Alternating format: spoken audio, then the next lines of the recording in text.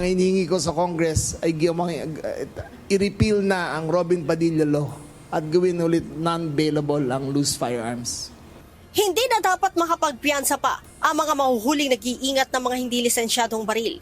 Ito ang panawagan ngayon ng Department of the Interior and Local Government o DILG sa Kongreso. Partikular na tinukoy ng kalihim ang Republic Act 8294 o ang tinatawag na Robin Padilla Law kung saan bailable o maaaring makapagpiyansa ang sinumang mahuhulihan ng loose firearms. Nais ni Secretary John Vic Rimulya na amyendahan ang nasabing batas at magkaroon ng mas komprehensibong panuntunan sa gun ownership sa bansa. Sinabi pa ng kalihim, halos 98% ng gun crime sa bansa ay kinasasangkutan ng mga loose firearms. Kaya naman, napapanahon na aniya para sa mas mahigpit na batas ukol dito. Well, I have said it already. Number one, all gun owners, whether armed, whether uniformed or private, should have a punitive damage or should have penalties kung may ibang gumamit ng baril nila at nakapatay. Dapat yan. It is not as simple as a car na nakabangga. Ito ay buhay na nakasalalay. So, dapat may accessory penalties yan kung may ibang gumamit ng baril nila. Dapat, number two, we are looking at only one incident. But 98% of the incidents are loose firearms. 98%. Ang hinihingi ko sa Congress ay i-repeal na ang Robin Padilla Law at gawin ulit non-bailable ang loose firearms.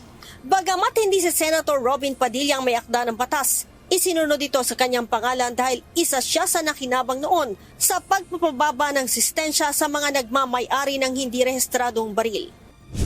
Kaugnay nito, iginit pa ng kalihim na dapat ding gawing criminal offense sakaling mapunta sa iba at magamit sa karahasan ang kanilang mga baril. The law has to be stronger. Lahat ng mga uniform personnel, meron yung rules na kailangan nilang sundin. Number one nga dyan yung safekeeping, lalo na kung inuuwi.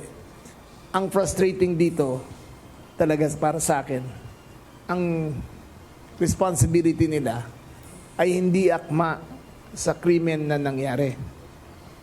Dapat dyan, equally responsible ang gun owner. Again, I want to work with Congress para matapos na to, para bigyan ng ngipin ng batas for legal and especially illegal firearms. Ang payag ng kalihim ay bunsod ng dalawang insidente ng karahasan sa eskwelahan kung saan naggamit ang baril ng mga tauhan ng law enforcer. Si Senator Robin Padilla, kinundi na din ang insidente na aniyay nagiging pattern na ng karahasan. Hindi na po talaga maganda itong nangyayari. Napakapangit na po nitong nangyayari na ito. Ito pong mga nangyayaring karumal-dumal na krimen na ito. Nakita ko na po ito eh. Ito pong mga nakikita nyo ngayon, nakita ko na po ito nung araw pa sa Bilibid. Nanawagan din ang mambabatas sa publiko na higpitan ang batas sa pagbabawal sa social media para sa mga kabataan. Yun lang po ang inihingi ko sa inyo. Intindihin niyo po ako na kailangan po natin maisulong ang batas. Kung ano po yung ginagawa doon sa ibang bansa na mga progresibong bansa na kanila na pong pinagbabawalan ng kabataan na gumamit ng social media.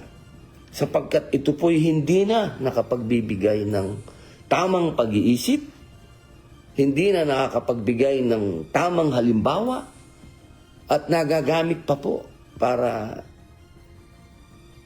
maging daan upang yung kanilang mga iniisip na karahasan sa kanilang mga nais nilang gawin, ay nagagawa nila. Leia Ilagan, UNTV, News and Rescue. Diyos ang aming sandigan, serbisyo publiko ang aming pinahahalagahan.